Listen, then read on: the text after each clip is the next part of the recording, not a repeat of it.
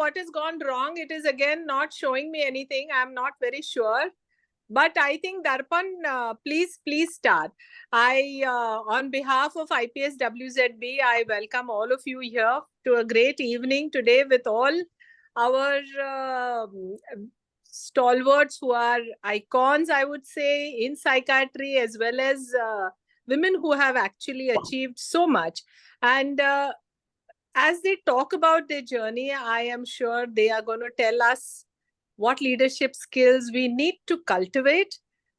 We may be having them, but we need to hone them. We need to identify them. And that is something which I feel many of us, do not realize that what potential we have. We can be educational leaders, spiritual leaders. We are all in this field and we are doing a lot of good work. And without wasting much time, yes, I hand over to you, Darpan, to introduce our chairs. And then, yes, Abha can take over. Yes, ma'am. Very good evening. I'll actually first start before handing the mic over to Dr. Darpan, ma'am. So I welcome you all on behalf of the committee for this splendid talk that we are going to hear right now. I hope my screen is visible to everybody. And Darpan ma'am has already given us a short introduction of the whole committee. But I would like to take this opportunity to introduce ma'am, who is the chairperson for today's program. She is the professor of psychiatry, Department of Psychiatry at Mahatma Gandhi Mission's Medical College and Hospital, Navi Mumbai. She also is a consultant psychiatrist at Sadhguru Mind Care, Mumbai. Like we mentioned, she is the current chairperson of our committee and the co-chair as well of the Technology and Psychiatry Subcommittee of the national body, that is the Indian Psychiatry Society. She is the elected Leadership Council member of the World Psychiatric Association Conflict Management and Resolution Section, pardon me. She is the current assistant editor of the Indian Journal of Psychiatry, as well as a review editor for Frontiers in Psychiatry, Psychotherapy and Psychosomatic section. She also holds a position of associate editor at the Global Mental Health and Psychiatry Review and is the founder of the Creative Poets of Psychiatry group.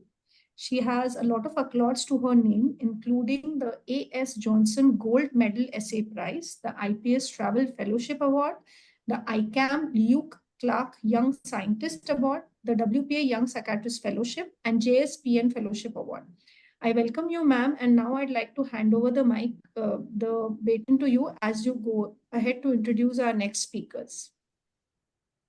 Thank you very much, Dr. Abha Bangsoni, and I'm very grateful to our excellent committee. And as the chairperson of today's program, I am supposed to look at 4 roles. My first role is to introduce the topic. The second role is to introduce the speakers, and then along with Abha to moderate the question and answer session, and then give my chairperson concluding remarks. So at the outset, I would like to welcome all of you all and suggest that this topic of women leadership in psychiatry is really a very, very important topic and close to all our hearts as women. So I think that as women psychiatrists, it's really a very, very big honor for me that such inspirational stalwarts have agreed to be speakers in our program, and wholeheartedly I welcome them. So I would like to welcome our first speaker, Dr. Pratima Murthy ma'am. And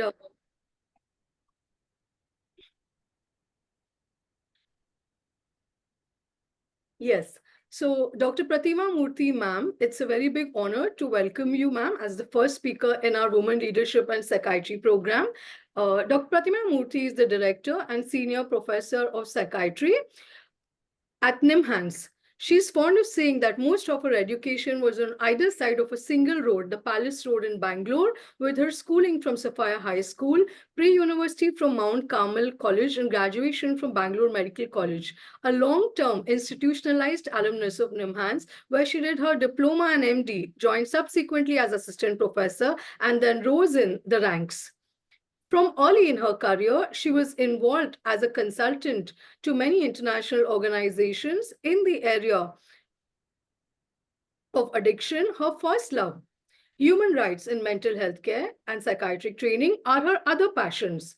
She loves teaching and holds all her trainees, many of them who have been greatly successful in several spheres, who are very dear to her and continues to learn a lot from them. Along with them, and with her colleagues, she has undertaken multiple research projects and enjoyed preparing research submissions. She's received awards at different levels. Her perception is that the biggest reward has been the entry into psychiatry, which has expanded her knowledge and horizons, as well as her understanding of the human predicament, as well as the amazing human capacity. She is grateful for being a part of NIMHANS, which has shaped her in so many ways and allowed her to cross paths with both the most incredible patients and wonderful professionals. So I welcome you, Dr. Pratima Murthy, ma'am. Over to Dr. Pratima Murthy, ma'am. Thank you very much, Dr. Darpan. I think I just heard yourself being presented, your own introduction, and I think, you're already on the path and you can possibly have done this entire seminar yourself.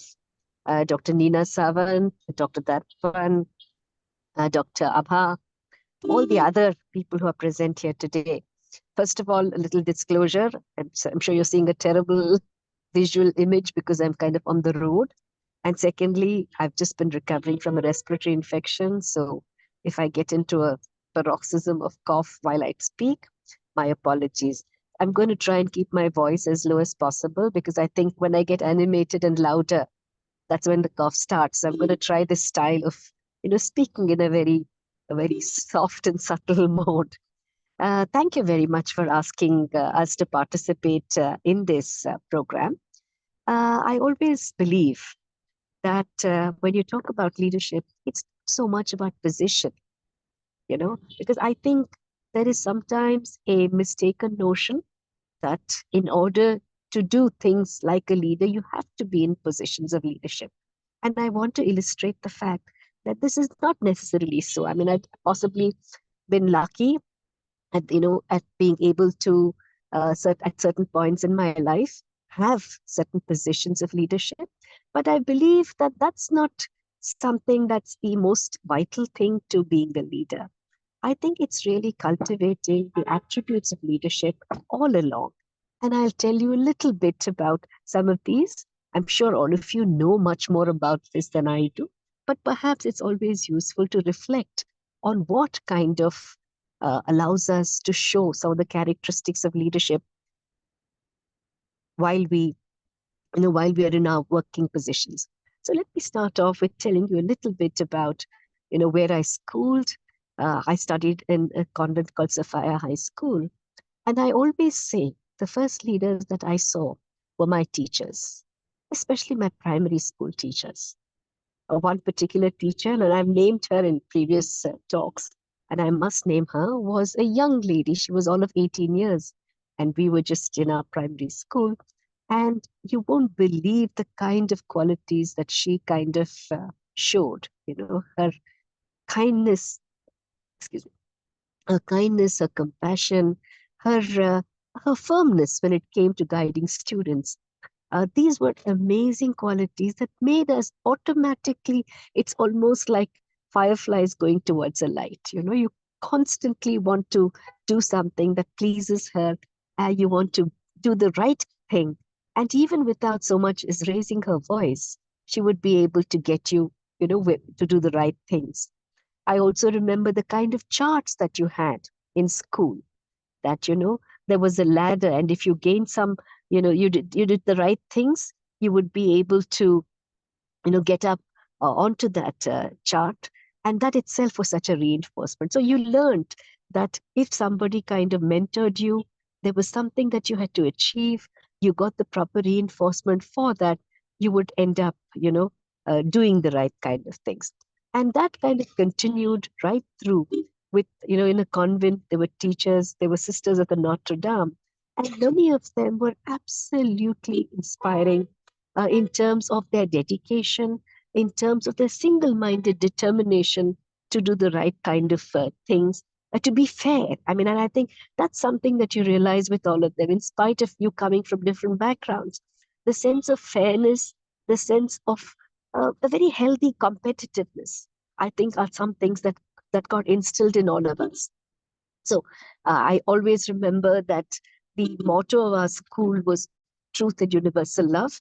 And I think that's again the motto that, we kind of all prescribed to and learned to kind of follow. So I was the school leader, and I'll tell you a funny anecdote. I did a lot of wrong things. I'm sure. I remember once when I was standing in for the assembly. I was going to be head girl soon, but I was standing in the assembly, and for some strange reason, I led the school in a wrong prayer. My friends will never stop pulling my leg about that. And of course, as prefects, we had to make sure that the girls had long enough skirts. So sometimes the skirts got measured to see how high above the knee they were. But in a position of leadership, nobody ever measured my skirt, which I'm sure would not have met the standards. But I think, being in a leadership position in school kind of gives you a sense of responsibility of having to make sure that, you take the entire group with you. So the idea of team building, of, feeling that you're not there by yourself, that there are so many others that you have to nurture and lead is very important. And in fact, that's where leader comes in from, that initially it was about leading a flock of sheep together and making sure they would get into the right pen. So it started off with that, and that kind of term has evolved over time. And most of the leadership, understanding of leadership is actually emanated perhaps from business and management technology. A lot of the psychology of leadership has emanated from there. So over the years, especially when I came into psychiatry, and coming to psychiatry was completely by chance, because at that time there was actually nobody who kind of was a mentor in the field. So I was very curious about psychiatry and thought this is something that I must try. So I had two choices. One was internal medicine and the other was psychiatry. Psychiatry, I thought, one must kind of figure out what it's all about, because there was an immense curiosity. Nobody really knew what psychiatry training was all about at that time. I thought I'll give myself 3 months. The 3 months became 6 months, 6 months became a year, and then I've never looked back. Possibly what I really enjoyed is the excitement of the subject, but most importantly, making an empathetic relationship with patients, working as a multidisciplinary team. All of this has been very, very important. I'm just going to take a small break to have a drink of water. Just give me a second.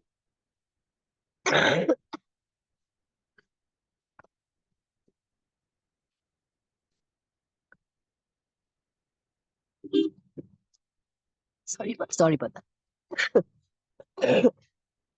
So I was saying it's very, very important to kind of work in that multidisciplinary team.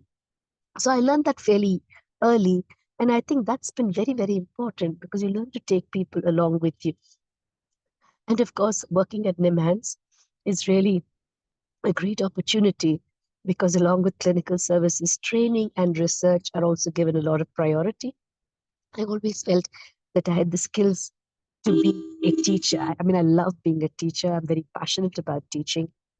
And therefore, it gives you a lot of opportunity to kind of engage with people, encourage them to read, share your knowledge with them.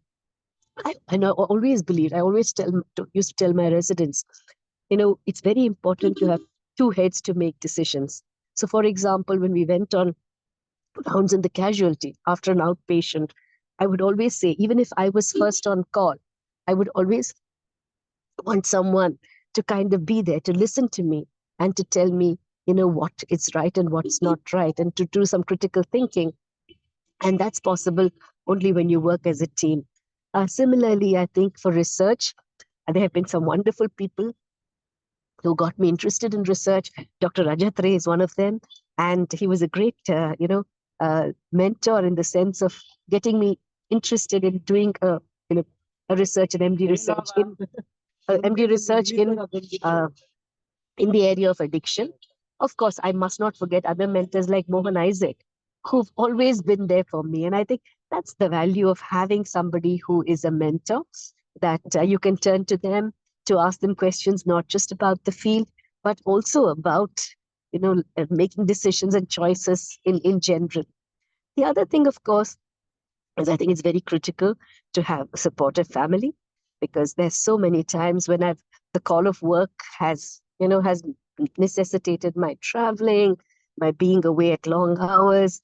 So there are several times. I remember when we were doing a report for the NHRC, and the report had to be submitted in a very short period. I would work. I would be at work till almost uh, you know uh, about 10 o'clock every day. And the day we submitted the report, it was 2 a.m. in the morning. So that kind of willingness to be involved and to do as much hard work as it takes, sometimes to the expense of other things, is also very critical. And there, having a supportive family is so important. Finally, I thought I would just mention, in my own new avatar, as heading an institution, and before that, heading the department during COVID, I can't tell you what a challenge that was. Because, I mean, there were so many decisions to be made, so much anxiety to be allayed, so many, different viewpoints on how things were to be managed.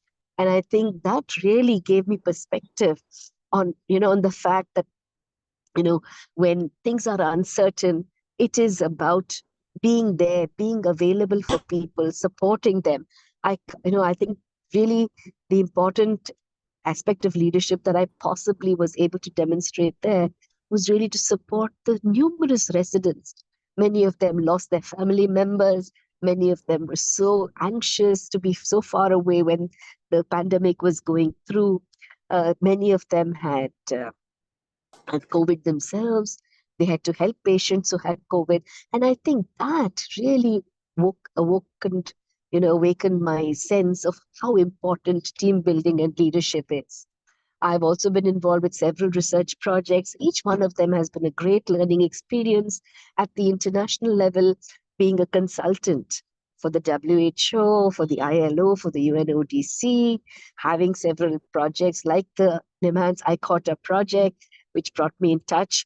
Also being part of the leadership course, which Dr. Norman Sartorius has been holding for several years now. In fact, I have the distinction of being one of the first alumni of the very early, leadership courses that Dr. Sartorius actually conducted. And I think that's something that stands us in very good stead. Of course, nowadays, people have a greater chance to be in more formal training. In fact, as a leader, that's something I wanted to do. I do know that training is very inequitable across the country, and many young faculty have never been exposed to training. So one of the things I really want to do is to make sure that we have young faculty from all over the country come to NIMHANS and spend a little time, not just learning about clinical management and new frontiers in psychiatry, but also to learn about what it takes to do proper administration, to manage various things, to take positions of leadership, and that I hope we will be able to, to kind of start in the year to come. I'm just going to stop there because, I just wanted this to be spontaneous and really, again, highlight that perhaps leadership is about being genuine, taking people along with you, being responsible, being resilient when things don't go the way you want them to. And that happens a lot of the time, particularly in administration, that things simply don't work out how you imagined it. But I think that's where being resilient and being able to take disappointment at the same stride. But of course, one of the important characteristics is persistence, that one should never give up. One should keep on at it. When one is convinced about something, I think one needs to really go hammer and tongs at it. And despite any kind of adversity, try and get the right kind of support and, try and get the right kind of people around you.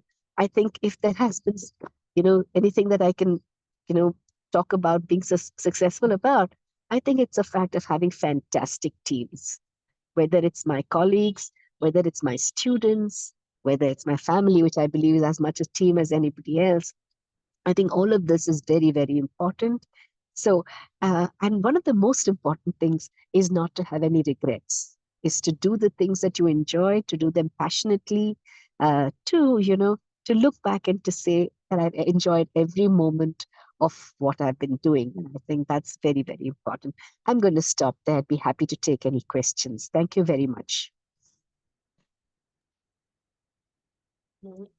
Thank you very much, Dr. Pratima Murthy, ma'am. We are very, very grateful to you, ma'am, that you've been a part of our presentation, and we all wholeheartedly salute you, ma'am, that despite your health, it's a promise that you made to us, and we're really touched that you made this presentation, ma'am. Thank you so much. I think that, Abha, we can just take any question right now itself to Pratima Murthy, ma'am, or we would take it at the end. Ma'am, we can take them at the end so that we can club all together if there's similar questions for all three. Yeah. Sure. So thank you, ma'am. And it's been really, really wonderful and inspirational listening to your journey. And ma'am, I think the audience would like to ask questions in the Q&A session. So thanks for such an excellent talk narrating your journey, ma'am. Thank you so much. So Dr. Abha, we will now move to the second speaker for our program. I think Smita Deshpande, ma'am. Yes. Yes, so I think after an excellent and inspirational talk by Dr. Pratima Murthy, ma'am, we move on to the next speaker for our session. The second speaker in today's Women Leadership Psychiatry program, we welcome Dr. Smita Deshpande, ma'am. Dr. Smita Deshpande, ma'am, it's really a very big honor that you've agreed to come as a speaker for our program. It's my honor to welcome and introduce you. Dr. Smita Deshpande, ma'am, is, just one second.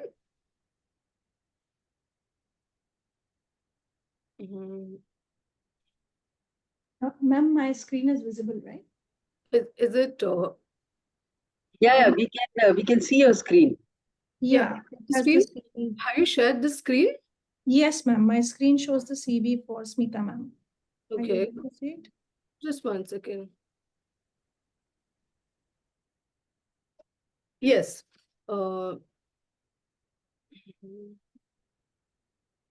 Dr. Smita Deshpande, ma'am, is Professor of Psychiatry Research at St. John's National Academy of Health Science, Bengaluru. She's an MBBS of GMC Nagpur. She's done her MD from AIIMS New Delhi. She's done her DPM from GMC and JJH Hospital, Mumbai. And she's also trained in CCST from UK. She has served as professor and head of Department of Psychiatry at Center of Excellence in Mental Health, ABVIMS, Dr. RML Hospital, New Delhi, from July 2004 to September 2018. Beginning with systems research in 1988, she led over 36 research projects in autism, schizophrenia genetics, clinical trials, psychosocial aspects of mental health, disability and rehabilitation, tobacco cessation, de-addiction, yoga for cognitive enhancement and schizophrenia, and implementation research for agencies such as the NIH, WHO, ICMR, DST, and DBT, with more than 300 publications in national and international journals and innumerable presentations. She is a member of the editorial board of several national and international journals with high impact factors: Biological Psychiatry Online, Psychiatry Research, Asian Journal of Psychiatry, and BMC Psychiatry. In 2022, she was declared a thought leader by Psychiatry Research. She participated in developing the Indian Scale for Assessment of Autism, ISAA, recognized by the Government of India for nationwide certification of disability for autism. She was a co-author of Tobacco Cessation Guidelines for Governments of India, Montenegro, and Kazakhstan. She was a member of the subcommittee on developing ICMR human research guidelines for vulnerable groups in 2017. She is a member of several ethics committees in ICMR, CSIR, and DST project review committees. She was a member of the subject expert committee of the DCGI CDSO India for nearly a decade. She is co-chair the section on genetics World Psychiatric Association, and she's an international WHO trainer and expert consultant for tobacco cessation and has visited several countries to train their trainers. So, heartiest welcome to you, Dr. Smita Deshpande, ma'am, and over to you. We welcome you for your invited talk. Thank you, ma'am. Thank you. So first of all, it's a very difficult act to follow Pratima because she's such a wonderful speaker and such a great leader. Beginning, I'd just like to say that I entirely agree with all the qualities that she has talked about. And my life journey has been a little different from her in the sense that I was all over the country, as you can see from my small biodata. But the aspects of resilience, respect, and team building that she talked about are something which are common for everybody. And every leader must have them. But she just touched upon persistence and non-judgmental attitudes. That is something that needs to be emphasized. My disclosure is that I find it very difficult to just talk about myself. I firmly believe that my life experiences are not necessarily of great interest to my audience. What probably they want to know is what I do rather than what I am or what my life experiences were. Because if management programs can talk about the qualities of leadership, then that's something that many of our young people can simply go to the internet and find out for themselves. The important thing is to be able to do it in day-to-day life. And I think the most important thing that we need to keep in mind is our patient.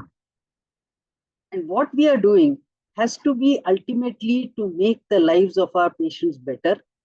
And the other larger issue is that we give back to our country what our country has given to us. And most of my work, at least, was keeping these two principles in mind. And that is how, being at Safdarjung Hospital and RML Hospital, which were big hospitals, but when we joined them, they were not hotbeds of psychiatric research. And that was something that I wanted to do badly, because I felt that the models of treatment and intervention that we had way back in the 80s, they were just not serving our people well. We wanted to create models or create, in those days we were young, so we wanted to find the cause of schizophrenia and so on, just with the idea of improving the lives of our patients. And it was with this in mind that from the beginning, I remained interested in research.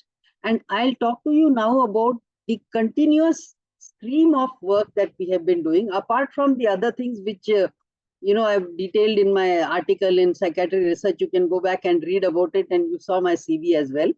So I'll just talk about the training programs that my brother Vishwajit and I have been carrying out, basically to help our young colleagues to learn how to do systematic research, and through systematic research, primarily to help our patients.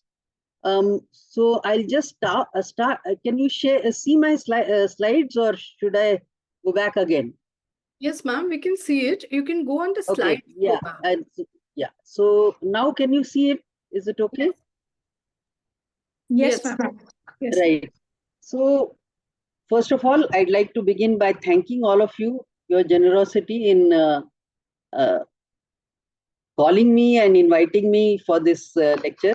And it's very innovative. I know perhaps at some point I may have failed you by going into these very, concrete slides, but I hope you receive the message which is behind these slides, which is, giving back what you have got from your society and from your country. So that is how we began way back in 1991. Many of you may not even have been born at that time. We wanted to do something special, do something big, to be able to help our patients. And that is how our Indo-US collaborations began. My disclosure is that my primary collaborator in the US was my brother, Vishwajit Nimgaonkar. He is a Rhodes Scholar and a PhD from Oxford. He shifted to the Western Psychiatric Institute and Clinic in the late 1980s, and that is how we started our collaboration. From the beginning, we were clear that we wanted to train people, not just continue doing research ourselves for our own sakes, but to build up infrastructure, to build up people infrastructure, build capacity, so that there would be enough people to do research. In 2 decades, 3 decades ago, you could literally count the number of institutions from where people were publishing papers. And that was a shame, because if you publish or if you write from only one perspective, then you have tunnel vision. if you have the whole country, different aspects, different thoughts coming out into print, then you can help many more people. You get novel ideas, you get new work, and you work in different cultural contexts, and you learn something so much more. So second thing is, we wanted to be always equal partnership. So no matter how junior the person who was working with me was, they were my equal partners, because I was helping them and they were reciprocally helping me. So we wanted to build on each other's strengths, build on the strength that India has in terms of its people, in terms of its intellectual capacity, and the strengths that the US had in terms of infrastructure and new ideas and so on. We wanted to do new empirical research on hands, on the ground, and if possible, expand to other countries. So our main idea was to instill a spirit of scientific inquiry and develop independent, productive investigators and educators. Let me just read this thing, which I really liked. I don't know whose brainchild it was, Nina, Darpan, Abha, or somebody else, that leadership is about making others better by your presence and making sure that the impact lasts in your absence. And that can only happen if you have given back more than you have received. And that is how one has to think, right? So initially, although we had big thoughts, but our goal was clear, that we wanted to instill a spirit of scientific inquiry and develop independent, productive investigators who would then become educators in their own right. So we wanted to drop a stone in the pool so that the ripples could spread far and wide. Thus, our collaboration began in the early 1990s. Our focus was always on capacity building as far as ethics and research was concerned, but at the same time, to be achieved through training of our trainees. So our first series of projects was basically on psychiatric genetics. And I said, as I told you, we were young, we were very ambitious. We thought we would, the world was in our hand. So from 2004 to 2011, we were working on schizophrenia genetics and trying also to find out other causes of psychosis. The focus at that point was to train postgraduate scholars, specifically from my own institution, that was Dr. RML Hospital at that time. It had not become a postgraduate institute or a medical college as it is now. We trained them in psychiatric genetics. All of them had good grounding in ethics. And one scholar who is now heading a department in Bihar, Department of Psychology in Bihar, was trained specifically in psychiatric ethics, research ethics. We then expanded our footprint to a third country, that is Egypt, where we worked for almost 10 years. Our goals again at that point were to build a sustainable cadre of researchers who would be competent to conduct intervention research. Because over that time on working on psychiatric genetics, we realized that schizophrenia is a vast ocean, and so is genetics. So finding a gene or a group of genes or a cascade of genes or a cascade of physiological processes for schizophrenia, it's going to be difficult. So we started thinking of how to improve the lot of our patients today, now. And that can only be done through novel intervention research. So that is what we wanted to do. We wanted to build a sustainable cadre of researchers who would be able to conceptualize and conduct intervention research in psychiatry, specifically focusing on schizophrenia, which is the most disabling and the most disheartening psychiatric illness. In fact, psychiatry is almost defined by these psychotic illnesses. We also wanted to develop infrastructure for psychiatric intervention research, and as the regulatory processes increase, this infrastructure becomes more and more complex. And of course, we hadn't given up our idea of getting some kind of effective treatment for schizophrenia. My project director is now in Priya, because these two training programs ended in 2019. And in 2018, we graduated to what is going on right now called Priya, which is again very dear to our hearts. psychiatric research infrastructure for intervention and implementation. Because what we thought as we went on with interventions, we realized that interventions do not work the same way in all milieu. They might need to be tweaked, they might need to be changed a little bit. As Pratima was saying, you might need to have interventions which can be carried out by non-trained psychiatric workers, non-psychiatrists, psychiatric mental health workers. We cannot be greedy and we cannot be isolationist. We must work in a team. So my team for Priya was my good friend Mary Hawk, and of course, my long-term collaborator Vishwajit.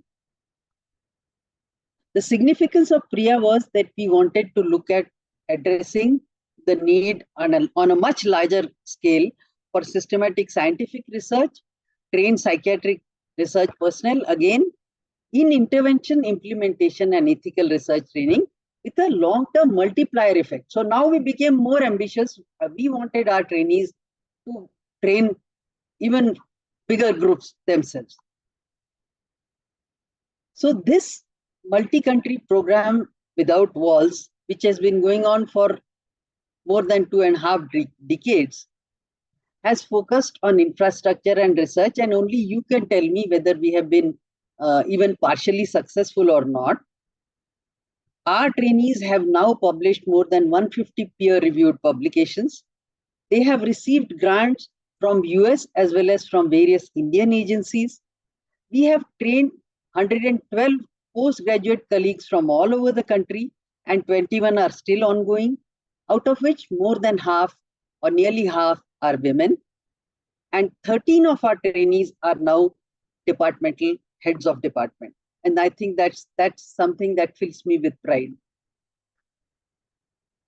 The innovations in our research project is that we encourage our trainees to have or to actually conduct on the ground mentored funded training. And we give them a small seed grant called ICRA, Advanced In-Country Research Awards. And then we encourage their growth in such a way that they themselves become mentors and even grand mentors, because the mentor's mentee becomes a mentor for somebody else.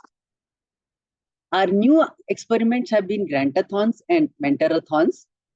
And we would like to think that we have now got a learning network without walls, which consists of academic medical institutions, NGOs working in the field of mental health, as well as pure science institutions. And we have now been funded by ICMR and NIH USA for more than 25 years. Just a minute. This is the reach of Priya. These are the places from which our trainees come. And I'd like to say that practically we have at least one trainee in practically every state of India. And that really fills me with a lot of joy, because maybe we didn't find the cause of schizophrenia, but we have fired up a lot of people to think about the plight of their patients and to do something about it.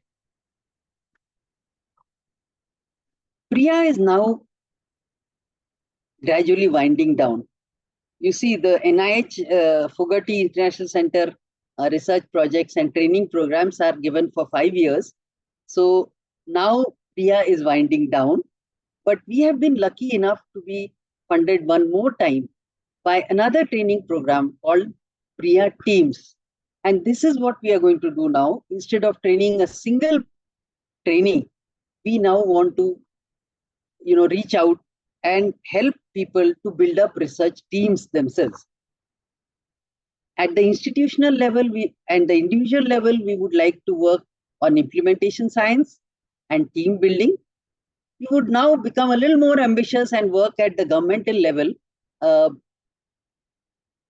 basically to influence policy through our connections with ICMR and to NIH and others, to reduce the regulatory burden for intervention research. It's huge.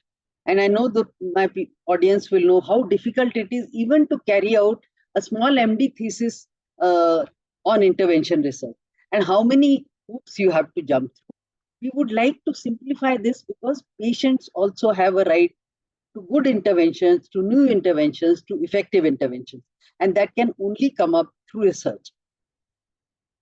In PRIA teams, we want to focus on not only on neurodevelopmental disorders, that is autism and schizophrenia, which is something that has been our focus all along, but also neurodegenerative disorders such as dementia and their interface with physical illnesses such as diabetes, specifically such as diabetes mellitus. We want to train our trainees, of course, but we also want to have apprentice mentors whom we will train to become good mentors themselves. The training flow in PRIA is that we have a training advisory committee at the top of really senior people who will review, advise, and influence us to help us influence health policy. And it will also help us to interact with other funded grants as well as other funding agencies to smooth our trainees' progress towards acquiring grants of their own. As per the terms and conditions of the Fogarty International Center, we have only one hub right now, which is St. John's Medical College, and which will support all the trainees as well as especially the long-term trainees.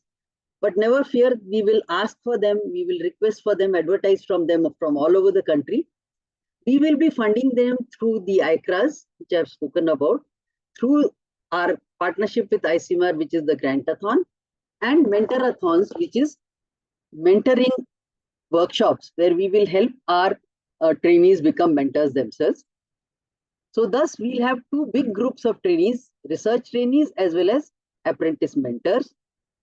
At the same time, for those people who don't have the time or the inclination to become, even part-time daily researchers, let's say, we have a short-term training module where we walk our trainees through recorded lectures for different aspects of research and ethics. And then we assign a mentor to them, a faculty to them, who helps them develop a small research project. We may either fund that project ourselves or help the trainee to access agencies where they can be, or agencies or ways in which they can fund their own research. All our trainee selection is competitive through All India advertisements. Let me now tell you a little bit about our Grantathon and Mentorathon, as I had promised you before. The Grantathon model began with our partnership and discussion with the DG ICMR at that time, Dr. Soumya Swaminathan. We advertised in 2016 and received 50 applications, out of which 25 were selected through the ICMR partnership project. We had a 5-day workshop for team building and mentorship in which 12 projects were developed, and these resulted in grants to 21 institutions and 21 PIs all over the country. The initial Grantathon was published by my colleague Mary Hawk in 2017, and the outcome was published with Ramdas Ran Singh, who is now the HOD Psychiatry at AIIMS in Assam, Guwahati, Assam, in 2023, last year. We repeated the Grantathon model in 2019 with the help of Indian Association of Private Psychiatry, in 2022 and 2020 with the help of the ICMR.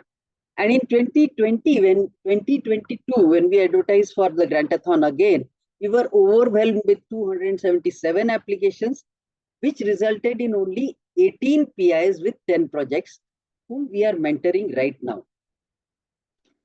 So as a part of our mentorship program, we had a Mentorathon in February. We held training for mentors relevant to mental health research to encourage them to undertake interdisciplinary team-based collaborations, inculcating mentorship skills, how to do it in a very systematic way, team building, grant writing, manuscript preparation, and even public speaking if they want. The ICMR has funded me and my team as a technical coordination unit. We support our Grantathon trainees throughout their ICMR project journey through monthly support meetings and every 6 months by review meetings as well as annually. And finally, we help them prepare their final report. I am just through. Along the way, we help them plan and publish their work. We help them with their presentations and organizing symposia at conferences, report writing. And finally, we want to make this a cohesive group, just as we ourselves became a cohesive group with Mary, Vishwajit, and Thelma, my initial collaborator, but my very good friend now. Finally, I'd like to end by thanking our research participants, primarily our training grant advisors and faculty, and the Government of India funding agencies, the NIH, and the Fogarty International Center. Thank you.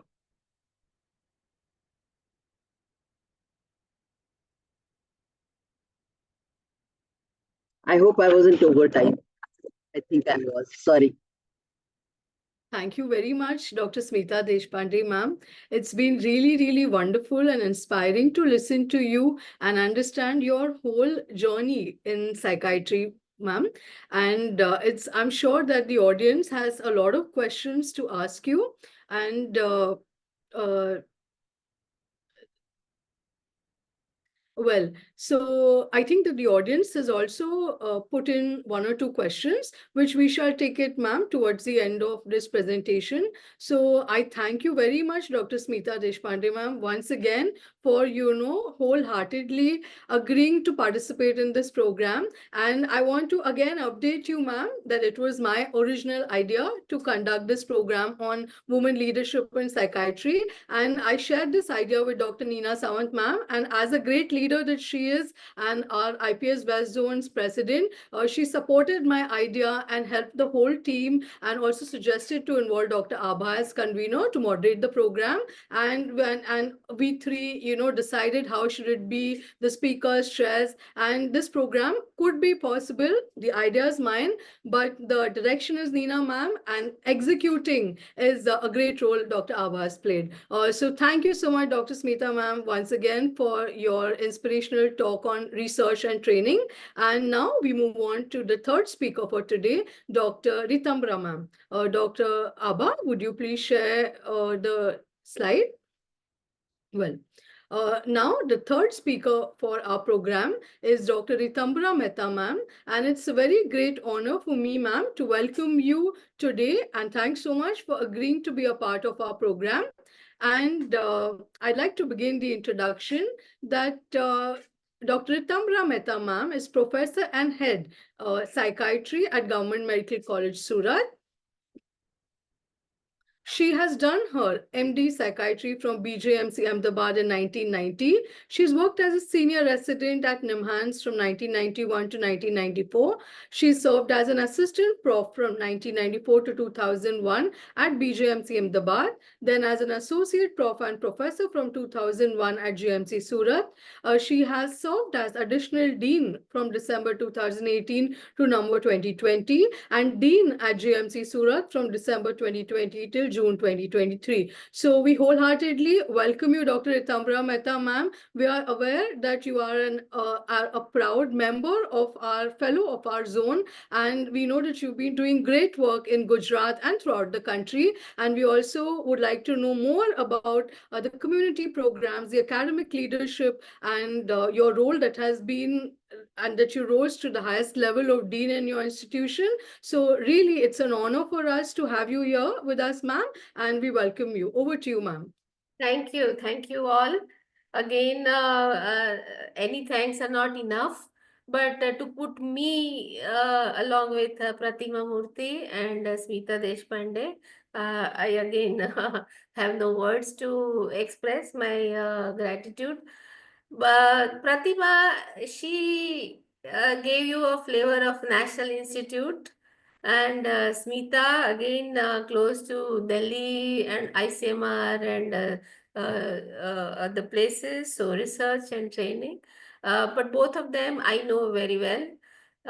I was senior resident in NIMHANS and I have worked with Pratima. She is a wonderful person, an academician and a leader, definitely. Smita too, there's no doubt about it. She has done a lot in research.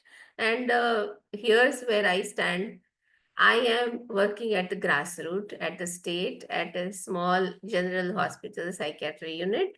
And what I want to tell all the people who are listening is that wherever you are, Pratima did say that positioning, it doesn't matter as such. I also reiterate that wherever you are, you can lead, whether it be the whole nation or a state or a small unit or anything, a national institute or a small department like us. So when I started thinking about what to put in here, I actually was not at all thinking of any presentations, but as Dr. Abhay, she said that no, no, ma'am, you have the presentation, and I have tried to make it as colorful as possible. When I started thinking about what does leadership mean, and so many ideas actually have come to me. Ultimately, how to put it forward, I was just wondering. I'm not going to take more time, and whenever you feel that the time is running out, just give me the call and I'll end it there. Because ultimately, it's a very passionate journey, which I am going to share. Definitely, as Pratima said and as Smita said, that roots matter. Your family, your alma mater, and other leaders whom you look forward to. My parents, definitely, both are alive and kicking. My mother has been an Ayurveda doctor, and father is a literary person. He is an author. Has written more than 550 Ma'am, books. sorry to interrupt you, ma'am. Do you want to share your PPT? I have shared. No, ma'am, it's not on screen. I thought that it's just on your screen probably, but haven't been shared with us. Yeah, share. Oh, Yeah. now can you see? Yes, ma'am. We can see, but would you like to start the slide presentation, the right bottom? Yeah. Yeah. Sorry for that. Thank you. No worries, ma'am. Yeah. So this is how, like, I mean, I was Ma'am, yes, yes, please share. Yes, yes. bombarded with so many ideas and so many things that I have tried to put. You just call me anytime and just say no more. So roots matter, the family matters. As I said, my parents both are alive and kicking even today at the age of 83 and 86. One is an Ayurveda doctor and another is a literary giant in Gujarat. He has written more than 550 books in Gujarati literature, and that's how probably he has written so many novels also which have the psychology theme. And so looking back, I wonder that these must be the reasons. I have seen my grandfather also was a Vaidya, and taking history from the patients, I have seen from my childhood onwards. I have made pudiyas also for the patients. So maybe the medicine is already there in my genes, and I am so passionate about my patients, and that comes from my family background. My school, again, a good one in Ahmedabad, the Sadhana it was called, and my teachers, as Pratima said, I remember distinctly two, three teachers. One of them, Professor Giraban Vora, she used to take us to mathematics conferences even when we were in 8th and 9th standard. And we used to actually present puzzles there and write essays on mathematics. I mean, other subjects is okay, but mathematics, but we did all that, and that really helped us, groom ourselves. I studied in BJ Medical College, and my professor here, you see, Professor Avisha, he was an honorary, but just coming for 2-3 hours in a day. But everyone looked forward to his ward rounds. And my assistant professor who taught me, Dr. G.K. Vankar and Professor Panchal, both are quite known figures in the West Zone. Dr. Vankar, he is a good researcher and academician. And Professor Panchal, I have no words for. He is so silent, but his silence speaks so much that we learn a lot from him. And we, even today, anytime we have the occasion, we'll be sitting. He has a tendency to gift you books. He's a voracious reader. At one point of time, he decided, For 1 year, he read one book every day, 365 days, 365 books. So from such backgrounds, I have tried to imbibe a few things. I have so many books in my home, though I'm not able to read so much with all my work and all that. But then thinking about my residency and getting the MD, I felt it's not enough. So much is there in the textbooks, but we learn very few things in 3 years. And that's how I also was lucky to have a diploma candidate with us from Kerala, Dr. Valsa. And she went to do her MD in Nimhans, and I also followed through. I went as an SR, and that was a great boon in disguise. Nimhans being a national premier institute, and I was actually working with RSM, Professor Srinivas Murthy's unit, being a community psychiatry unit. I worked, my APs were Dr. Somnath Chatterjee, who ultimately went to WHO Geneva, and Professor Sanjeev Jain, you know that, who is leading a genetic lab. And then I was also very much keen on learning and working in child and adolescent psychiatry field. But at that time, hardly any trainings were there. Just 1 month training I ultimately did in Imhans under Dr. Shobha, Satish Girimaji, and Shekhar Sheshadri, and all their works and all they really, I really liked. I also worked along with Srinivas Murthy. You know, he's a multitasker. He is in such a, you know, he has strong PR. The kind of people he knows, and he can put people in places, and the kind of relations that he can actually develop. Even today, when I go to Nimhans, I meet him. So salute to all these people in Nimhans and here Nimhans alumni. I really look forward to all their achievements, and I try to do something here in my own ways. So, as a leader, I always feel that you must have such role models in front of you, and that really helps. And anytime I have had needs, I would call Pratima, or I would call Janardhan or Vivek, and they're all here to help me. That's a great asset for any leader, to have colleagues around and to own your place. I mean, wherever. I was in BGMC as assistant professor, but for more than 23 years now, I'm in Surat. And being in Surat, Government Medical College, from very old small building to being a dean and developing this new very gigantic kind of building, all that also fell on my shoulders as a additional dean and then dean, and we had to manage. So you have to do a lot of things. They are experts in their own field. Pratima chose de-addiction, addiction psychiatry, and Smita chose research and all that. I can never choose one. I have always been an eclectic general psychiatrist. You know, of course, I had to do a lot of things. If there's no clerk around, I have to do my own typing also. You know, those kind of things. A small unit from just two of us who came to Surat. There was a time wherein there was no teacher in the department. So ultimately, my focus was how to develop the department and how to, get the culture of really doing clinical services well. These are the two focuses I kept always in my life. And you can see COVID also. We had a lot of. So I am a community psychiatrist, I can say. From the months onwards, I have remained a community psychiatrist.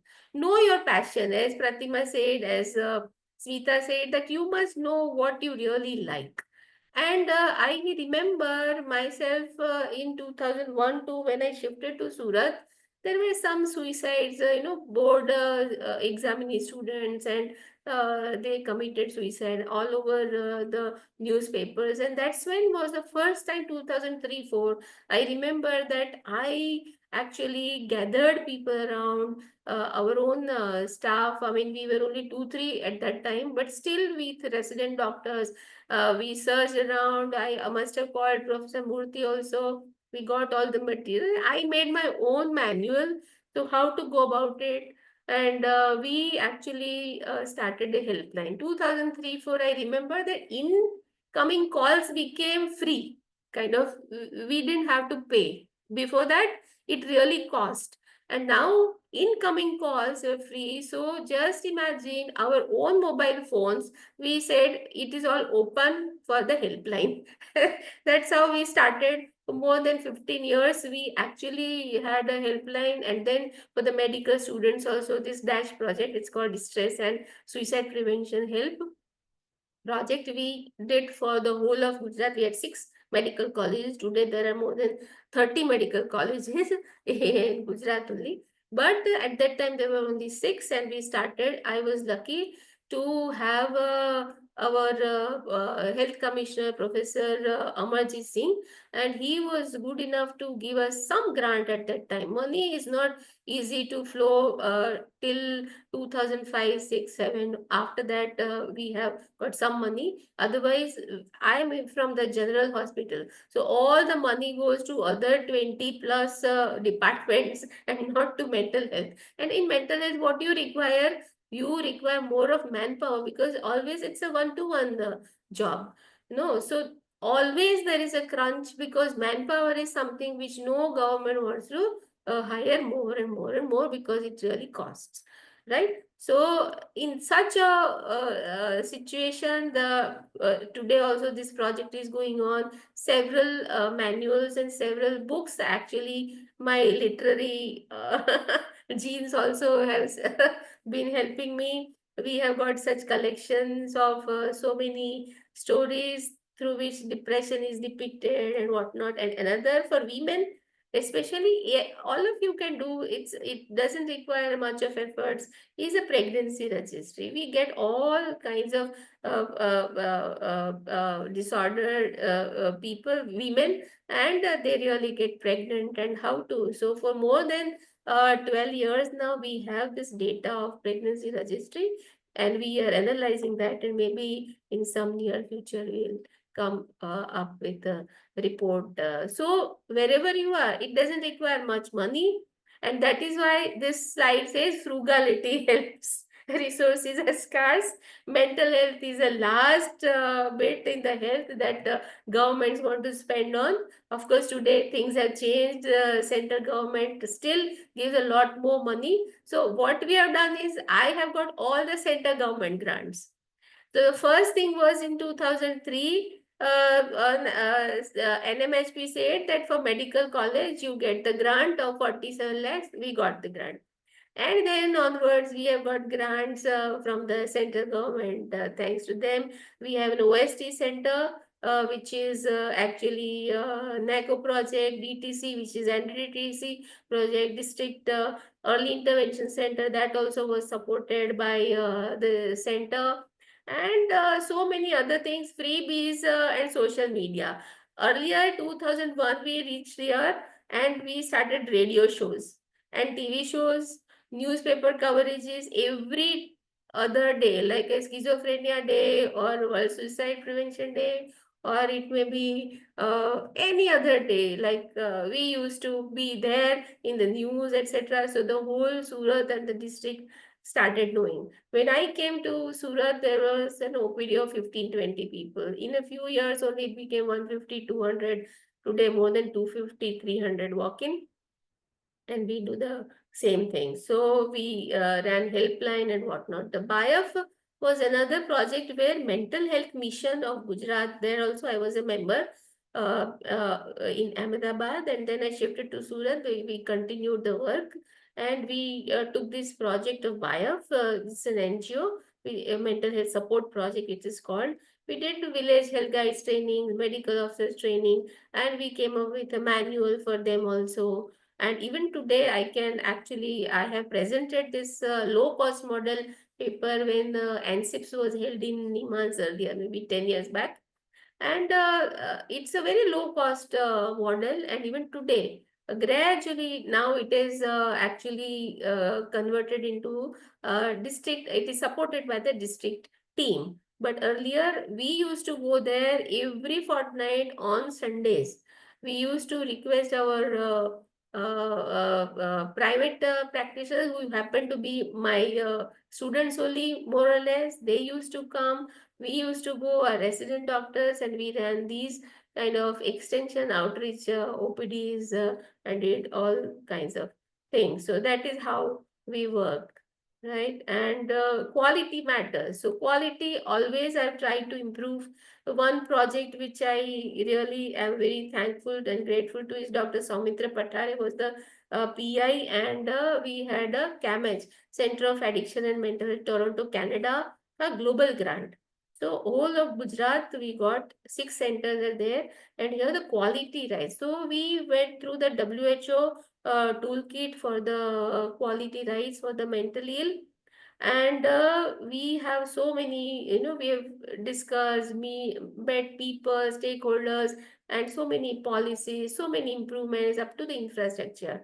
When we visited this CAMH, it was a very enlightening experience also. So all of you get, actually, if you want to really get some such inputs, visit such institutions, maybe in India like Nimans or other places, and even outside, and that really helps. They had a cafe called Out of This World Cafe, and that was very inspiring to us. And in Gujarat, the HMH Mental Hospital started this cafe. We also started peer support volunteer. Even today, after almost let's say 8-10 years or so, we still have peer support volunteers working with us. We have Maitri group, which is the self-help group for the patients. We have Sati group for the so a lot of rehabilitation, because as I said, I'm a community. This is a tree which is it, we call it hope tree. It is there in our department, and this has become a photo shoot site also. And every patient who has some or the other wish, they can put a leaf there even today. We have started Swavlamban also, which is also an initiative by the patients and the caregivers themselves, and they really try to skill build and train them and improve their employability and things like that. As far as research is concerned, small research, definitely we keep on doing, but few things like somehow people, maybe because of my Nimans connections and some such connections, I've always ended up with. So Dr. Vivek Benegar says that, Ritu, you are always there in the substance use survey, whether it was a 2000-2001 National Household Survey, whether it was patterns and consequences of alcohol misuse in India in 2011-12, whether it was National Mental Health Survey 15-16, or even NDUS of NDTC, MOHFW, everywhere for Gujarat, I have been there and I'm lucky enough. So always create such networks, and that helps you build up all kinds of possible things. Even as a dean or additional dean, what I've tried to make is all their achievements and all the other things, put them in the e-magazine, and that's what gives them an identity. That's what the staff, people, our teams, they really get boosted. They get the motivation out of such small gestures that we do, which do not cost a lot at all. And what about the teaching, learning, being an educator? Of course, role model, you have to, present as a role model, but realize the potential. The students really have great potentials and they can really do wonders. As teachers, I always promote that learn to teach also. Not only our assistant professor, I've always promoted them to learn and get these kind of trainings. FAMER, it may be ACME, it may be of and ITOPS also. One of our assistant professors, she's a very active member of ITOP, Dr. Pooja Shaddal. Nilima Shah, now she's in Ahmedabad, she's a FAMER fellow, she's representing there. So lot many people are actually, and lot of things which we can do at a education level. Patient satisfaction, as I said, that's the motto, and we do a lot of things. As I said, Maitri Sati, we involve patients in every service of our institute, and that really helps. So many programs we keep on doing. Connect with people. whether I have been an HOD or a dean or additional dean. We've connected with people with so many programs. We've done dramas, role plays, whatnot. Even Women's Day also, we are always there for women, and they like it kind of. So sometimes big responsibilities as a dean. I had to manage 130-acre campus, and so many projects going on, and even this department, when we were there, only, as I said, a few people, but from 3 small rooms, we have planned it to 20, 30 rooms in the department. And our PIU or PWD said, why so much? We don't have enough money. So I just asked our health commissioner again, Amarjit Singh, sir, give me more money. So more than 20 years it has lasted now with 50 plus staff. My department is still having some space. So thankfully, so always, if you are a leader, think about, having a long-term vision, think big, think long, 20, 30, 50 years down the line, be your own critic. I've always asked people that do give feedback, and, it always has helped. Invite leaders. Our inspections also, every opportunity I have taken, I have called Smita and from Nimans also examiners, and I tell them that how do you do it? We also want to do similar things. And last but not the least, your own students also can be your both best teachers, nurture the hidden potentials, encourage, challenge them. All these, as an assistant professor, I had very challenging students. As associate and professor also, and all these photographs that I'm showing, it's a tribute to them, that all these more than 100 have passed around me, through me, kind of, so to say. But more than 20 are in the education institutes. And that's something which is good, that I have, if at all I give a call, all will be there to support any of our projects. Thank you all, whoever is in here. And train yourself and train others. And that's how, as an educator, I can give this message. Thank you.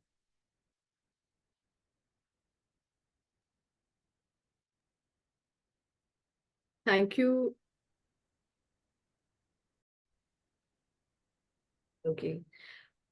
Thank you very much, Dr. Tamra Mehta, ma'am. It's been really, really awesome to listen to your inspirational journey via the narrative of the photographs that you shared, and your personal journey, as well as the community work that you highlighted and built on, and your it has been so inspiring to everyone who would have listened to this presentation, because they also got so much to take home from the messages and the pearls that you have shared in your slide. So thank you very much, Dr. Ritamra Mehta, ma'am. It's been really an honor.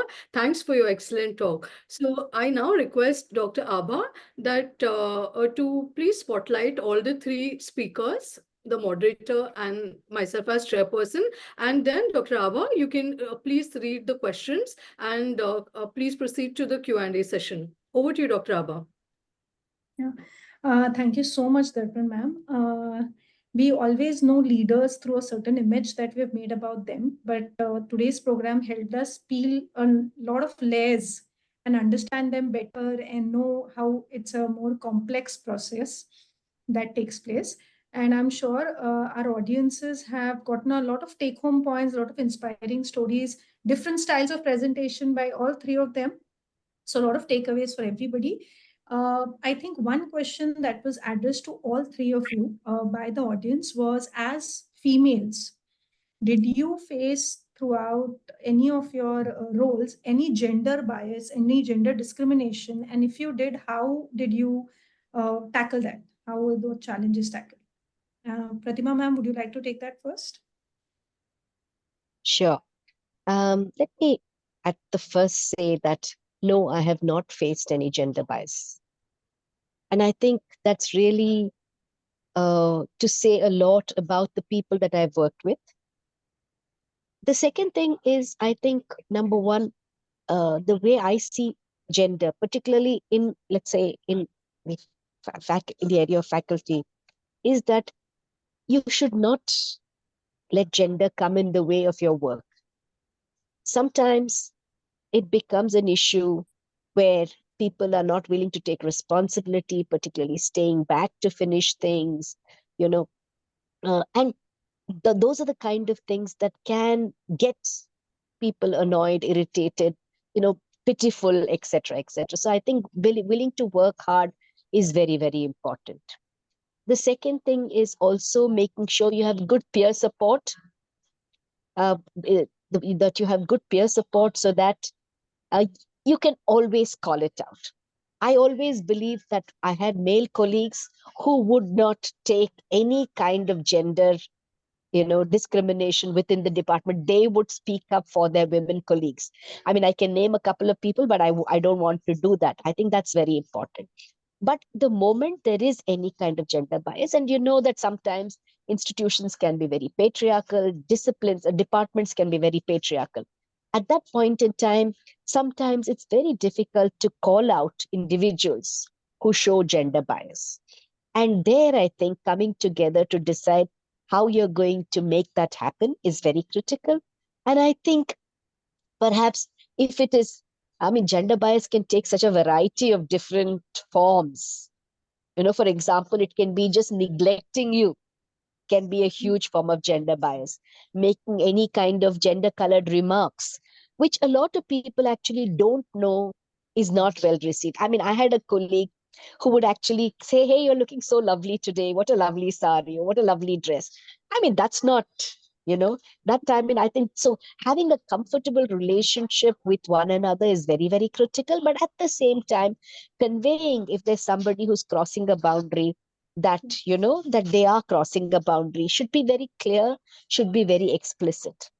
I think if people are careful about doing that, and if you're careful about about calling it out, I think, and of course, as I said, I think equitability is very, very critical, being equitable. I think these are 3 or 4 important steps to make sure that gender bias is minimized. Maybe it will exist, it will not go away. I always believe that women, particularly in leadership positions, have a little bit more advantage in some ways. The advantage comes out in that they are not usually they're not autocratic leaders. They take people along with them. They are more democratic in their functioning, and I think that's important. It's a lot of men have these qualities and are excellent leaders as well, but I think by nature some people tend to be extremely divisive and autocratic in the way they function, and that's not good for any kind of department, institution, any team. So true, ma'am. So true. Thank you so much. Smita, ma'am, your thoughts on the same? Well, my experience is a little bit different in the sense that when I entered psychiatry, there were very few women in psychiatry. And if I faced any bias, it was from the women, some of the women teachers that I worked under. But I had a remarkable teacher in the form of Dr. N. Vig, and he really opened our brains and our eyes. He was absolutely fair and clear and transparent, and that made a big difference.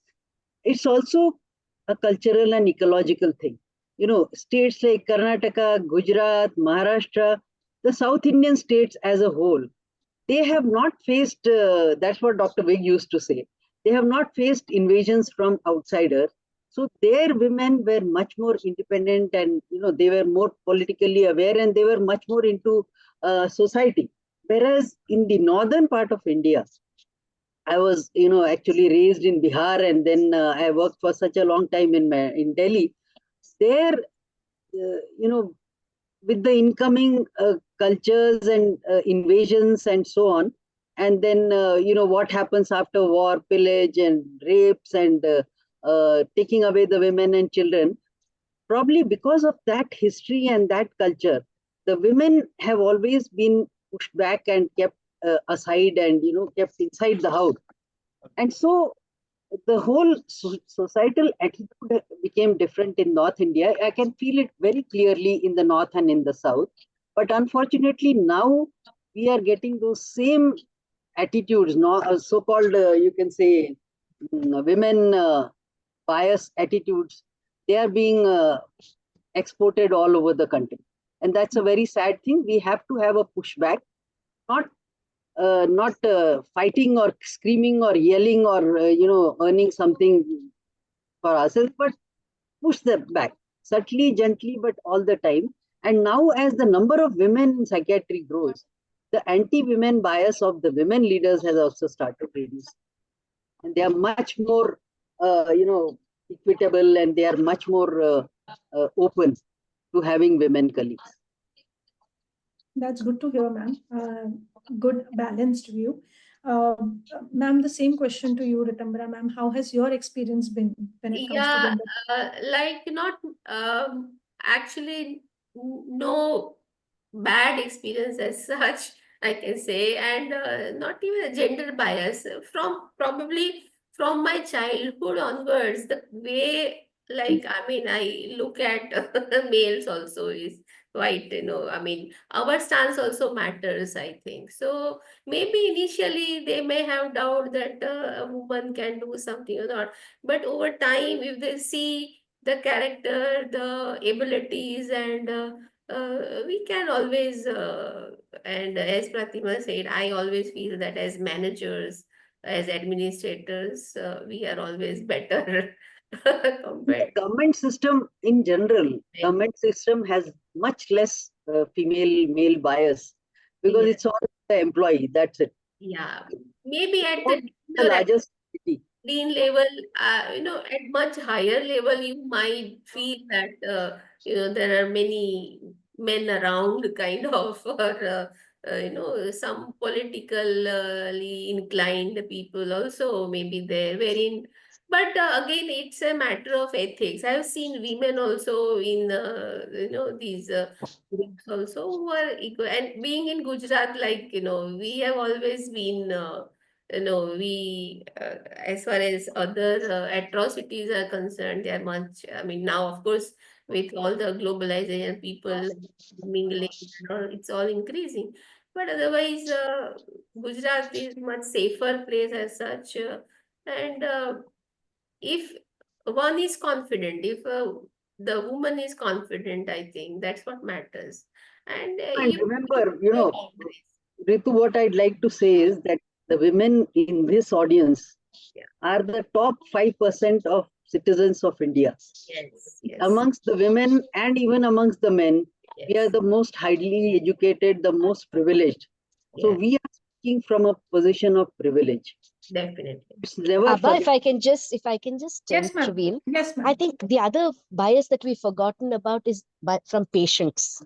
Right. I'll never forget that, when I used to do rounds as a young assistant professor, when I asked a question to the patient would invariably turn to the tallest, most well-built, youngest male resident and answer them.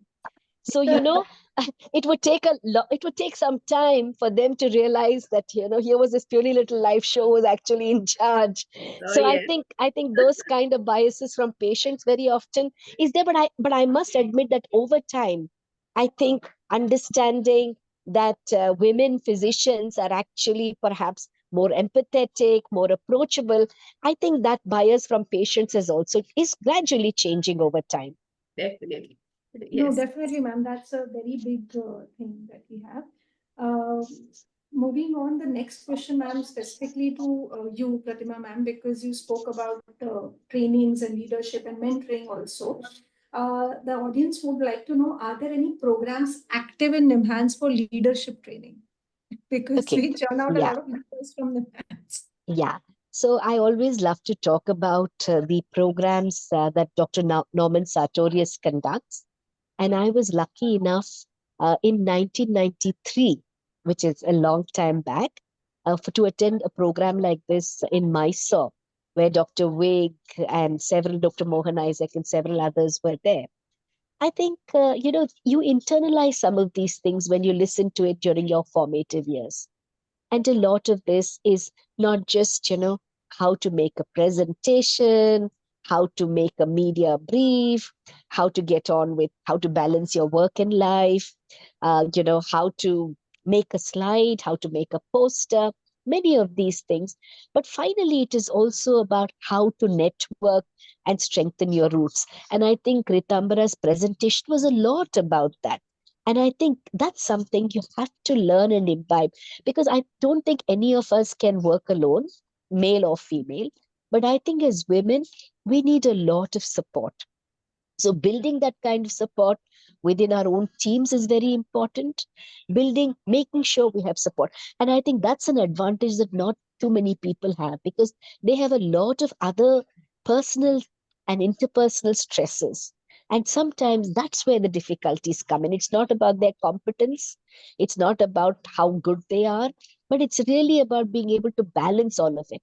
And sometimes you're not in a good situation, you know and sometimes, unfortunately, opportunities come at the most critical time when you have so many things happening.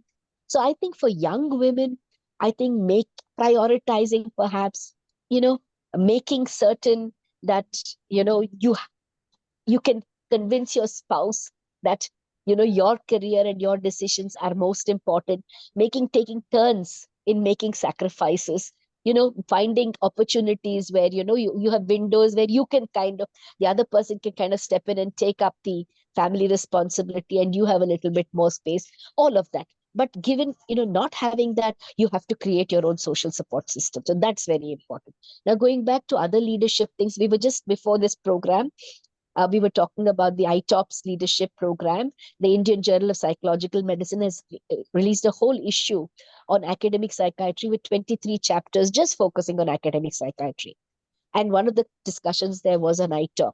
Now, ITOP has, of course, helped young people, young faculty members from all over the country. But I think they need a little bit more in-depth and in-width training compared to what we do in the international psychiatry training workshop and the ITOPS. So one of our plans is to have young psychiatrists from all over the country come to NIMHANS and train in all the modern kind of developments, whether it's neuromodulation, whether it's research methodologies, etc., as well as a little bit about leadership, managerial and administrative responsibilities. So I'm hoping we can kind of make that a systemic kind of program, which will make sure that we, especially people who don't have these opportunities, they can just come and get it. But I'm sure nowadays there are a lot of research training workshops that get held, even leadership workshops all over the world. But I think it's important to share it with each other and make sure everybody gets an opportunity to participate in that. But be that as it may, I think believing in yourself, and I'm sure that everybody who has reached this point has unique characteristics. They need to hone those characteristics and find their own niche. That's very important. Are any of them... I'll just add in to one point. Yes, Dr. Pratima Murthy, ma'am, and I think the audience who asked the question, I just want to let them know that NIMHANS, with I think the Ramamurthy Foundation and NIMHANS, has been organizing yearly leadership course on psychiatry and mental health, and I was one of the alumni of the first leadership course organized at NIMHANS, and I was the first woman psychiatrist as well. And from the invited 10, they were all 9 from the invited 10 who came from outside NIMHANS. So I personally would like to share that program where Professor Norman Sartorius, Professor Mohan Isaac, and Professor Pratima Murthy and all the stalwarts at NIMHANS were present. It made a real significant change. I went there as an assistant professor, but the mentoring and the guidance that was given during this program has been really excellent. And I think year after year, they formed a great alumnus network. So I think thanks to NIMHANS and the Ramamurthy Foundation, so all of you young women psychiatrists who are attending this program, please yearly look at the NIMHANS website, and sometime around before ANSIP. So January was when January it was organized. Ours was, I think, in November, December. So please check out the website, and please do take these leadership course programs. And also the Indian Psychiatric Society. The second time when I went to NIMHANS was for the IPS Travel Fellowship in Child Psychiatry, and my mentor was Professor Dr. Shobha Srinath. That again, 14 days made a significant change to my trajectory as a psychiatrist. So the Indian Psychiatric Society, the research subcommittee, offers these 2-week training fellowship programs to all the young psychiatrists. So please take these opportunities, and please do visit NIMHANS for these leadership and training programs, especially if you are in the rest of the country. It's a great opportunity to upskill yourself and, sort of carve It your... opens your vistas. You can say it opens your vistas. You from a small Kupa Manduka city, mein se, you can actually open up your vision in Niman. Yes, ma'am. Ma'am, my only query is it open to non-academicians like myself who's a private practitioner? do we get the opportunity also, or is it only for Yeah. people in faculty members? Or, Let me say now that we're offering a lot of digital online training programs through the NIMHANS Digital Academy. Practically, I mean, in so many different areas. And I know that it's so exciting for people to be on these training programs.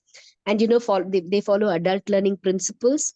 So whether it's ECHO on addiction or anything else, there are lots of opportunities. So I don't think you need to worry about, about coming to formal leadership courses. I mean, it's wonderful if people can, but I think one must look for these opportunities. And the other thing I wanted to mention is really taking opportunity. When opportunities come by, look out for opportunities, and when they are there, don't let go of them to the extent possible. I think that's very important. All of us know that being there at the right time, at the right place, when the opportunity comes, you need to take it. That's very important. Sometimes I feel that I need to learn to say no. Always I say yes. I think that's also. So always say yes. If not, you take up your team, everybody together, and you'll do something. As a chairperson, as we have these dignitaries and illuminaries of women's psychiatry sitting here, I'd like to pose a tough question to them. Any one of them can ask and comment on any aspect. So we have a lot of these MBA, executives who may visit some of us. And what I understand is that they have something called as a SWOT analysis in their training. So SWOT comprises strengths, weakness, opportunities, and threats. So I want all the think tank present here to think that with respect to women leadership in psychiatry in India, how can we put it in this SWOT model? You're asking this at the end of the program. I'm sure all the other people have started thinking about it now, but that's a very good question. And I think each one has to think for themselves. Each one has individual strengths and weaknesses, and the opportunities and threats that are open to, even just the 5 of us here on the screen are very widely different. Right. So far we've been talking about very general kind of strengths and opportunities and so on, but which job do you find more challenging, general administration or psychiatry? Both. because when you are heading a department, you have to think of the department as a whole and start thinking of how to grow. So never stop your growth. That would be something that I very strongly advocate. That should be your strength and your opportunity. The willingness to grow and the willingness to explore new paths. Yeah. The willingness to share your weaknesses with your near and dear ones so that they can support you, which is what Pratima has been talking about. And administration is difficult, but it's not, what you need in administration is persistence and communication. In a place like Delhi, working with the Ministry of Health was not an easy job. But, I started new programs in my department, the MPhil programs, which was very important because you have to work in a team. People like psychologists and, social workers and even the lowest ASHA, even the lowest office assistant is somebody who's part of your team, and they need to be aware and be sympathetic to patients, and you need them. So you need those training programs. Going to high level management and so on is excellent, and we need those too. But we also need the domestic helper, the person who will look at the cognitively impaired, disabled person and be able to help them at home. We need those kind of courses as well. So anyway, I'm diverting. So basically what I'm trying to say is that use your strengths, try to convert your weaknesses into strengths. That's also part of the management principles. And use your threats to grow and make them into opportunities. So Dr. Darpan, let me also try and take on that. You mentioned, the SWOT analysis. I think it's not SWOT because there are no weaknesses. It should be an SVOT. Very nice. Yeah. So strengths, I think we already spoke about. There are definitely, and it's all written about. I mean, one doesn't have to talk about it because it's researched, and there are definite strengths. There are vulnerabilities. And vulnerabilities can be because of the time of our age, our stage in life, and the kind of interpersonal kind of challenges that you have to face. I mean, multitasking, for example, is something. I mean, look, whether it's good or not, it is something that you get to do. Opportunities we talked about. In terms of threats, I think anticipation, I would not call them threats, but really anticipating where things can go wrong is a very, very important skill.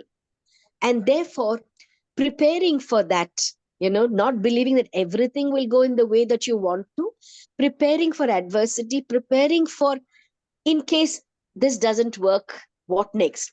And I think that's very true. I mean, that's true for everybody, but I think it can be particularly true for women because, a sudden, something not happening can really affect your sense of self and your self-doubt and self-abilities, even though it has really nothing to do with your abilities and self. So I think learning to handle that is very, very critical. The second thing about administration and clinical work is easy peasy. Any day, the greatest joy for me is to go to an outpatient and talk to my patients. After hours and hours of administrative work. Administrative work, as Dr. Smita says, is very challenging.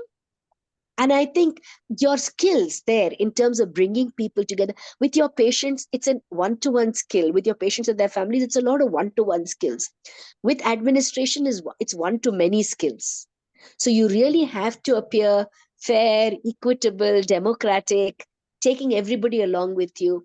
And those are, the disappointments are much more. Of course, even with clinical care, it can be very disappointing if your patient doesn't get better, if your patient, despite all your efforts, ends their life. Very rarely does it happen, but it's devastating to a clinician when that happens. But as administrators, every day things go wrong. So, you kind of have to be prepared on how to correct it and, get on with it. When the Yes. media is looking at you everywhere, people are having the eyes on you, your institute, that makes it very tough. Yes, as Pratima said, it's very easy clinically, and at least I also feel my passion is with my, working with my patients, administration. But I was in a different psychiatry administration. At least you have this sense of satisfaction that you are doing for mental health.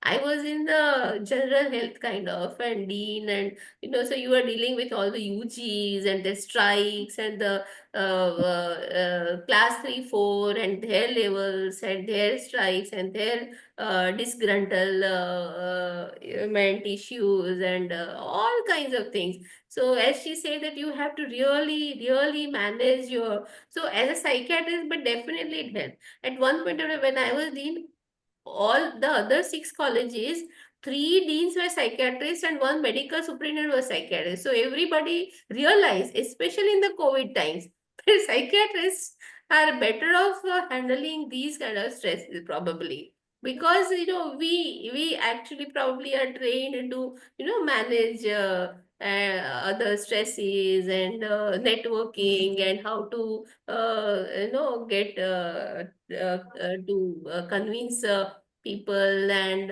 have the common vision and get them together and not have conflicts and not just conflicts, conflict resolution. As dean and additional dean, so many conflict resolutions I had to do between the teachers, between the student and teacher, between the two departments, all such things. So always you are on the edge when you are in such administration compared to clinical things and academics. It's so easy.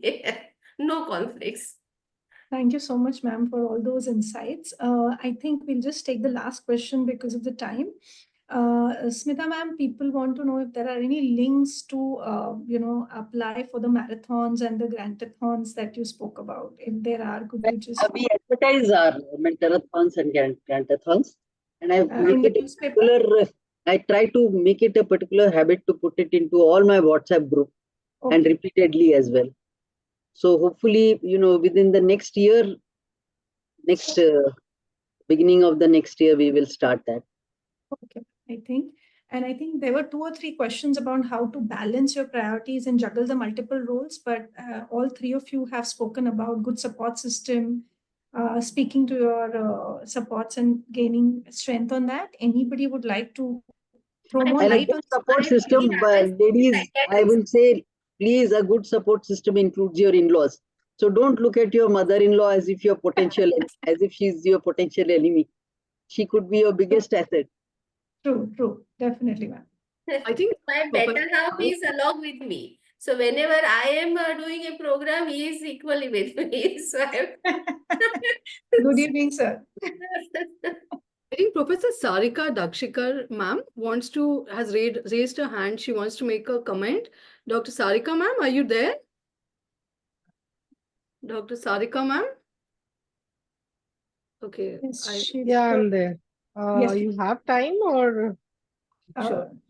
Dr. Sarika ma'am's here. Yes, ma'am. Quick question, ma'am. Thank you to all 3 madams for a wonderful presentation and really giving insight. I'm working as a deputy superintendent in a government hospital, so could relate with all 3 of you, and as an associate professor in HOU. So, I mean, like I console myself. Administration is more like a thankless job. I mean, you manage home and you go and you manage hospital. It's the same thing, but stress buster is seeing patients when you do administration. That's what I realized. I mean, psychiatry is stress buster in that case. So thank you so much for your inputs, ma'am. Yeah. Thank you so much for those comments, ma'am. Dr. Sarika, I'm very tempted to tell you something. I always used to say a few years ago that my work actually starts at 6 o'clock in the evening when I come home, because at work things are fairly well organized, well-oiled machinery. As long as you have a good team, everything is going at clockwork. The moment you come home, you don't seem to have control over anything. So I think work can also be, if you take it in the right spirit, work can be extremely relaxing and rewarding. Yeah. And therefore, yeah. Yeah, I'll look after that. For me, since I stay in Mumbai, my train journey is the most relaxing 1 hour for me. Yeah, and we didn't talk about relaxation at all. And I think that's very, very important. I think for all of us, men or women, having some kind of a relaxation, something you enjoy doing outside of work, chilling a little bit, so important. And I think all of us just must learn to, I think Ritambra talked about getting critical feedback. I'm just thinking the ability to use humor, the ability to laugh at yourself, the ability to have somebody to go out to coffee with and rave and rant about everything in the world. So important to keep your spirits up. definitely. And if your work is your passion, I think you just don't get stressed. Great hearing from everybody, ma'am. I think we take one last. We've anyway run way ahead of time, but one last. I think there's a male psychiatrist, Dr. Bhavesh Kumar Lakrawala. Yeah, Bhavesh, come. Happens to be my Quick comment first on student. yes, quick comment on Bhavesh. Bhavesh, Dr. Bhavesh, please speak. Madam, all of you have done a wonderful presentation, and we got so much inspiration from you. I am a student of Dr. Ritambra Mehta, and in one slide, I saw my photo also. Yes, I noticed that too. So, you all the three have done a wonderful presentation, and I learn lot of lot of things from you. He's very active at IPS level. He has been holding so many posts. Yes, ma'am. Yeah, Yes, ma'am. good. Thank you very much, Dr. Bhavesh. And I think that we'd like to now close the question answers. And I just would like to end this amazing journey that we had. And I want like all three speakers, to just give one sentence, one take-home point for all the women psychiatrists. Over to you, Pratima Murthy, ma'am. One sentence message. Be proud of yourself. Be proud that you're a woman psychiatrist. Take pride in everything that you do. Enjoy your work. Be passionate about your work. Thank you so much. Over to Dr. Smita Deshpande, ma'am. That was 360 degrees.